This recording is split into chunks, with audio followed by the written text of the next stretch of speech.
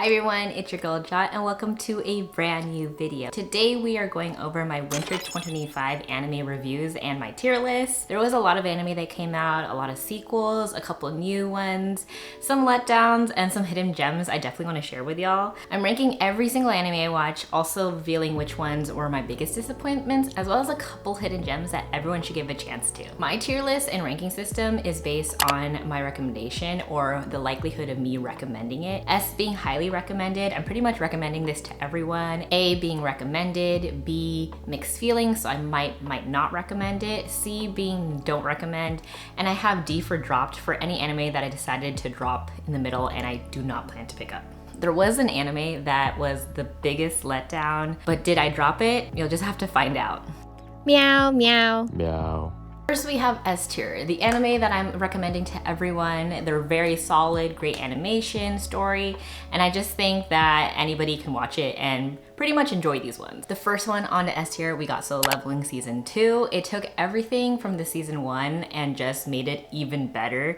The fight scenes, just as intense. The animation, amazing. The pacing, smoother, and Sung Jin-woo is more handsome than he was even before, which is crazy because he was already good looking. The man grew like a foot. He remains the coldest protagonist and every episode was just such major hype. I know all over social media, everyone was just like, I can't believe we have to wait another week. I luckily just binged it like a couple episodes at a time, and I've read the manhwa, so it wasn't completely new, but I still was hyped to see how everything was animated. If you love power fantasies, this is a must watch, and it's pretty easy to binge watch. It doesn't take that much time to go back and watch the other two seasons. Overall, it's only 12 episodes per season, so you're only missing out on 24 episodes. Add this to your watch list if you haven't already. Shangri-La Frontier Season 2. If you ever dreamed of getting lost in a VR MMO world, then this is the perfect gaming anime for you. And it did not need Truck-kun or an isekai or reincarnation trope to really have an anime that feels like the stakes were high and continues to give us a deeper world building that I just really enjoyed watching. And I still think SLF is still an underrated, underhyped anime for just how good it is. Sunraku, our bird mask main character. Okay, I know he looks kind of weird, but it makes sense when you watch the anime, especially the first season, they explain it. But he is just like an entertaining character that you want to watch, and he isn't annoying, and he's strategic in what he does. He's just so good at gaming. One of my favorite parts of this series is that even though Shangri-La Frontier is their main game, sometimes they go into side arcs into other games and just introduce you to other mechanics of how other games work that actually still end up helping the main storyline move forward. And like a true gamer, sometimes we need a break from our main game, and that is why this anime is just so relatable. Orb on the Movements of the Earth is an anime that is just something special. A historical drama with a deeply emotional story, proving heliocentrism during a time that it was taboo and a dangerous thing to even bring up. It is a slower anime, but is incredibly rewarding to watch. It blends science with personal struggles, and every character just brings something to the table. And it isn't about just one main character, but rather the power of ideas. And if you're into thoughtful, beautifully crafted narratives, then this one is something you better pick up. And now we have our A tier anime recommendations.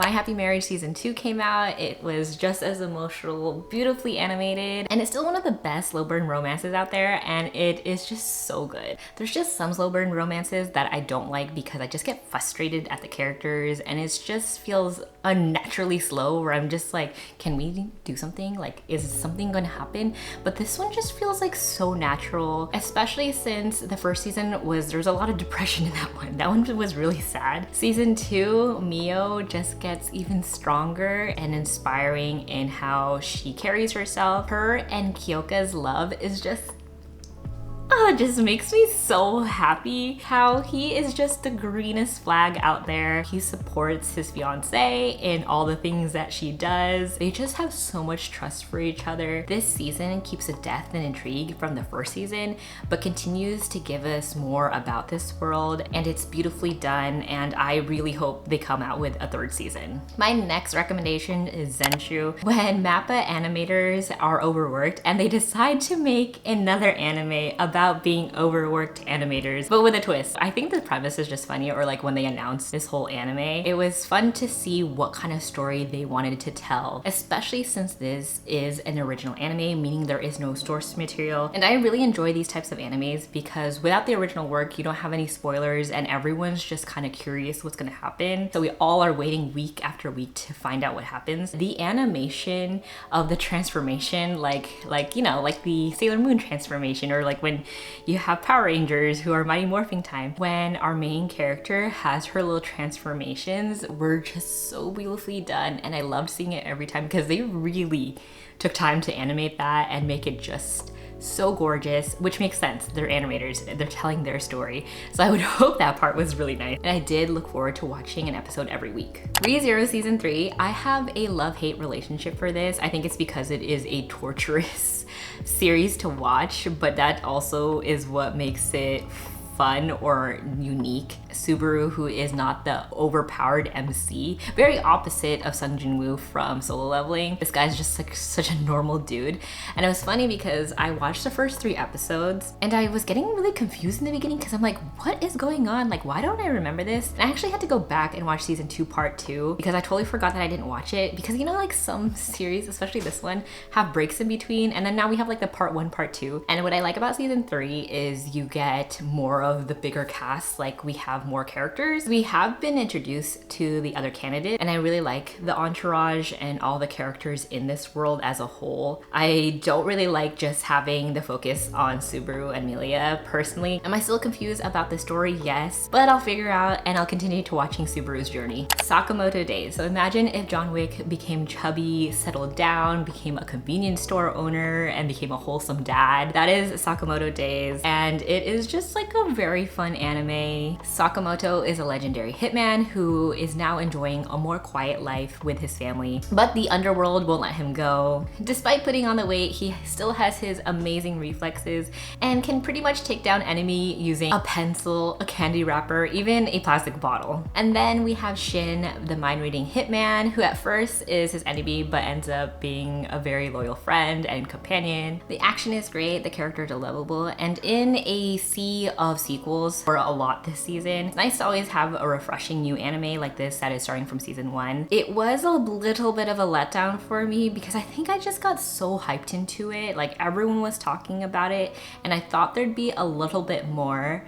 I just wasn't expecting such a slice of lifey anime, and it feels like just the beginning, so I can't wait to keep watching because I know there is a bigger story out there. Season 2 of Toilet Bound Hanako-kun. If you liked season 1, you'll definitely like season 2. I was kind of like whatever about season 1, but it was good enough that I wanted to watch season 2, and I think season 2 just made me appreciate season 1 a lot more, and that is why it's on my recommended list. And the story deepens with the mystery of Hanako and Nene, and it just keeps it intriguing. There's still more dark undertones to the anime, and it's just so beautiful. I can't get over how just gorgeous the art of this one is. It is on my top animation art styles that I've ever watched. So this one's just like an overall fun one, I think. Now we have B tier. These ones are my maybe recommends, kind of just depends on the person. The first one I have is Dragon Ball Daima, especially since it is big nostalgia for all the OG Dragon Ball fans. I think it might not be for everyone because it does have the chibi style,